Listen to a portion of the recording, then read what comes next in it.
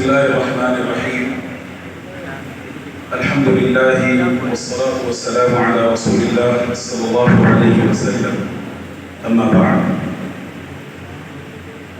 بس میں حجت الاسلام کے آج اس پروگرام میں اور اس کے روح رواں اور میر کارواں دل دردمند فکر ارجمند اور زبان ہوشمند کے امین و پاسدار حضرت مولانا محمد سفیان قاسمی صاحب دامت برکات ہوں، بلند نگاہ اور زمانہ آگاہ فقیہ و مصنف فقیہ الاسر حضرت مولانا خالد سیف اللہ رحمانی صاحب اور ایک در نایاب مولانا ڈاکٹر محمد شکیل قاسمی صاحب، برادر محترم جناب مولانا محمد عادل صاحب، اسی طرح دارالوقت دیوبند کے موقر رکن شورا جناب حافظ اقبال صاحب، دیگر اساتذہ کرام اور عزیز طلباء، یہ اللہ کا انتخاب تھا کہ اس نے آپ کو ہندوستان کے گوشے گوشے اور چپے چپے سے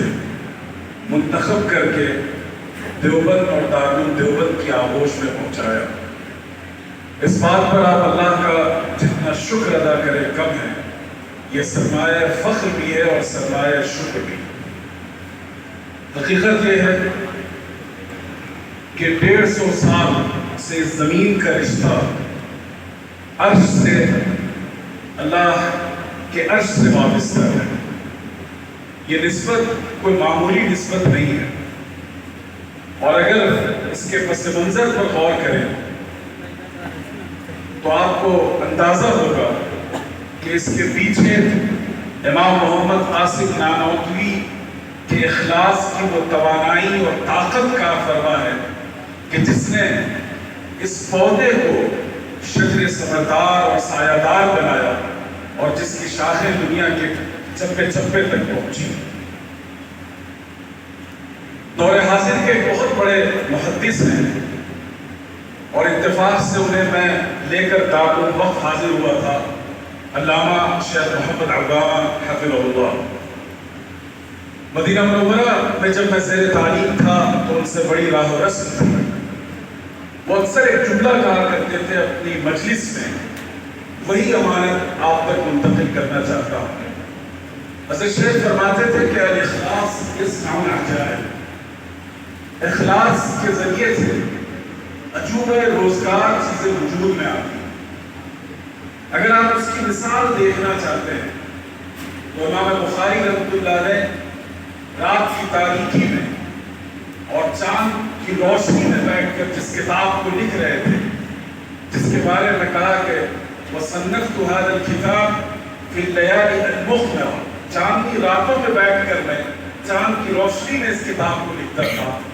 بخاری کو اس کا بالکل اندازہ نہیں تھا کہ ایک زمانہ اور وقت آئے گا کہ جب تک وہ کتاب نہ پڑھی جائے دنیا کے کسی عالم کو مستند عالم دین نہ تصور کیا جائے۔ یہ صرف اور صرف بخاری کے اخلاص کی قدردانی تھی کہ اللہ تعالیٰ نے اس کتاب کو وہ مقام عطا کیا۔ اسی اخلاص کی سحر انگیزی دیکھنا ہو تو امام محمد قاسم نانوتوی کے اس دارالعلوم کو دیکھیے۔ دلی کے ہنگاموں سے پرے ہٹ کر 150 کلومیٹر کے فاصلے پر ایک بے آب و گیاہ وادی، ایک ایسا قصبہ جس کا کبھی کوئی ذکر سنا جاتا تھا، وہاں انہوں نے ایک درخت، ایک پودے کی بنیاد لگائی۔ ان کے حاشیے خیال میں یہ بات نہ تھی کہ ایک دن پوری دنیا کا سب سے باوقار اور بااعتبار یہ مدرسہ بنے گا اور علوم نبوی کا سب سے اہم ترین سرچشمہ بنے گا۔ یہ ان کے اور ان کے ہمراہ جو علماء تھے ان کے اخلاص کی کرامت تھی۔ اخلاص کی ایک تیسری زندہ مثال دیکھیں، حضرت مولانا الیاس صاحب رحمہ اللہ، جو ایک ایسے دیہات میں جو تہذیب و ثقافت سے جس کا کوئی خاص رشتہ نہیں رہا، وہاں انہوں نے اس بے آب و گیاہ وادی میں جا کر دین کے کام کی، اللہ کے نام کی نسبت سے بنیاد رکھی، اور آج پوری دنیا اس سے فیضیاب ہو رہی ہے۔ اس لیے عزیز طلباء، اگر آپ یہ چاہتے ہیں کہ زندگی میں اپنے مقاصد کو پورا کر سکیں، اپنے ٹارگیٹس کو اچیو کر سکیں، تو سب سے بنیادی جوہر جو اس کے لیے ضروری ہے وہ اخلاص کی جتنی گہرائی ہوگی اللہ تعالیٰ ترقی اور بلندی کی وہ منزلیں دکھائیں گے جو آپ کے حاشیہ خیال میں نہیں۔ دوسری بات، جب ہم دیوبند کی بات کرتے ہیں تو دیوبند کسی مسلک کا نام نہیں ہے، ہم عام طور پر اسے ایک مسلک کے طور پر پیش کرتے ہیں اور بہت سے مسلکوں کی فہرست میں اس کے لیے تھوڑی سی جگہ پیدا کرنے کی کوشش کرتے ہیں۔ میں سمجھتا ہوں کہ دارالعلوم دیوبند اور دیوبند ایک مسلک نہیں، یہ منہج ہے، یہ وہ میتھڈالوجی ہے، وہ طریقہ ہے جو ہمارے اکابر نے صحابہ سے اور سلف سے لیا اور اسی کو ہندوستان کے تناظر میں پیش کرنے کی کوشش کی۔ اس مسلک کی بنیاد بھی دو چیز، منہج کی بنیاد بھی جو سب سے بنیادی چیز ہے وہ دو چیزیں، ایک ہے اختصاص، کہ انسان جس میدان میں جس فن میں کام کر رہا ہے اس کا متخصص بنے، اور اس کے ساتھ ساتھ دوسری جو فکر دیوبند کی بنیاد ہے وہ ہے اعتدال۔ اگر یہ موبائل کام کرنا چھوڑ دے تو آپ اسے اپنی جیب کی زینت نہیں بنائیں گے، یہ پنکھے اگر ہوا دینا چھوڑ دیں تو اسے آپ کباڑ خانے میں ڈال دیتے ہیں اور کوڑی کے دام اسے فروخت کر دیتے ہیں۔ تو یاد رکھیے گا کہ مسلک دیوبند یا منہج دیوبند سے اعتدال کا دامن جب چھوٹے گا تب تک وہ دیوبندیت باقی نہیں رہے گی، ہمارے اکابر کا منہج باقی نہیں رہے گا۔ معارف السنن میں علامہ بنوری نے اس کے مقدمے میں ایک عجیب بات کہی ہے، میں چاہتا ہوں وہ پیغام آپ تک پہنچے۔ انہوں نے کہا کہ هي المدرسة الوحيدة التي تجمع بين مدرسة ابن العربي وابن تیمیہ۔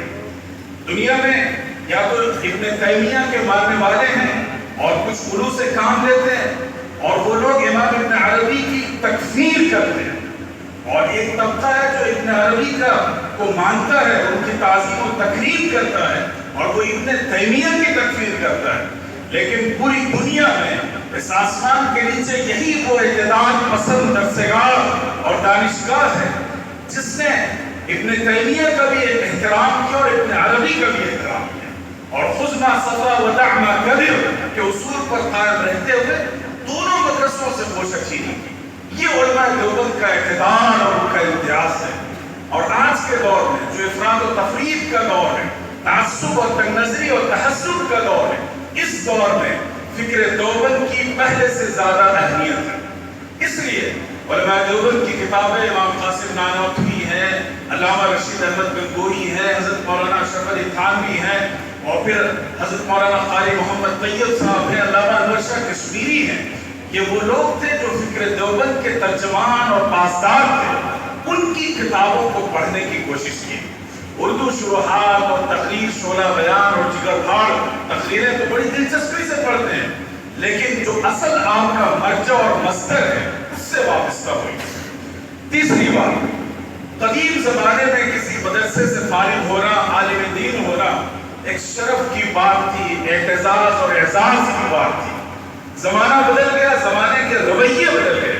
جس زمانے میں آپ مدرسے تک پہنچے ہیں یہ مدارس کی تاریخ کا سب سے نازک دور ہے۔ اسلامی تاریخ میں جو ہمارا تسلسل رہا ہے مختلف روایتوں کا، وہ سارا کا سارا کارواں لٹ گیا، مٹ گیا۔ اب ہمارے پاس کوئی پونجی نہیں رہی۔ ایک آخری ورثہ جو عہد نبوی سے چل کر آج تک اپنی اصل حیات پر باقی ہے وہ ورثہ ہے مدارس کا، اسے بچا لیجیے۔ جتنا طلبہ کا رجوع کم ہوتا جا رہا ہے، علوم اسلامی میں اختصاص کا مزاج ختم ہوتا جا رہا ہے، صلاحیتوں کا فقدان ہوا جا رہا ہے، اگر آپ اس امانت کو سنبھالیں گے تو ضائع کر دیں گے۔ لیکن اپنے ناتواں کاموں کو مضبوط کیجیے، مطالعہ اور استعداد اور صلاحیت اور اختصاص پیدا کر کے، اور مدارس کی اس امانت اور اس ورثے کی حفاظت کیجیے کہ اگر یہ کارواں بکھر گیا تو یہ ورثہ ہمیشہ کے لیے ختم ہو جائے گا۔ یہ آخری امید کا مرکز ہے، اس لیے عزیز طلباء اس جانب توجہ کیجیے۔ آخری پیغام حضرت مولانا محمد سفیان صاحب دامت برکاتہ المعہد العالی الاسلامی حیدرآباد کے سالانہ اجلاس میں چند سال بیشتر تشریف لائے تھے۔ بڑی خوبصورت اور حکیمانہ بات کہی تھی، آج تک دل پر وہ نقش ہے اور ہر جگہ میں اسے ذکر کرتا ہوں۔ ابھی زامبیا میں بھی میں نے علماء سے ذکر کیا، وہ پیغام آپ کو پہنچانا چاہتا ہوں۔ حضرت مولانا نے فرمایا تھا کہ مدرسوں کے فارغین کی مثال اصحاب کہف کی سی ہے جن کا ایمان تو بہت پختہ ہے لیکن ان کی زبان اور ان کا سکہ آج کے بازار میں چلنے سے قاصر ہے۔ اس لیے آج اپنے ایمان کی پختگی اور صلاحیت اور استعداد کے ساتھ ساتھ جو ماڈرن کمیونیکیشن اسکلز ہے، جو آج کے رابطے کی زبان ہے، اسے ضرور سیکھیے گا، تبھی آپ کا دائرہ کار وسیع ہوگا۔ اور دوسری بات، وہ سکہ جو ٹرمینالوجیز ہیں، جو اصطلاحات ہیں، آج کی جنریشن اور نسل جس انداز میں باتوں کو سمجھنا چاہتی ہے، وہ انداز اپنے اندر پیدا کیجیے تاکہ آپ کی زبان، آپ کا لب و لہجہ اسلام کی ترجمانی کر سکے، تعارف اور دعوت کا فریضہ انجام دے سکے، اور اس کے ساتھ ساتھ اسلام کے محاذ پر دفاع کے لیے آپ آج کے اسلحہ کے ساتھ کھڑے ہوں تاکہ آپ کا جو حقیقی خام اور بنیادی فریضہ ہے وہ پورا ہو سکے۔ هذا صلی اللہ علیہ سیدنا محمد وبارک وسلم والحمد للہ رب العالمین۔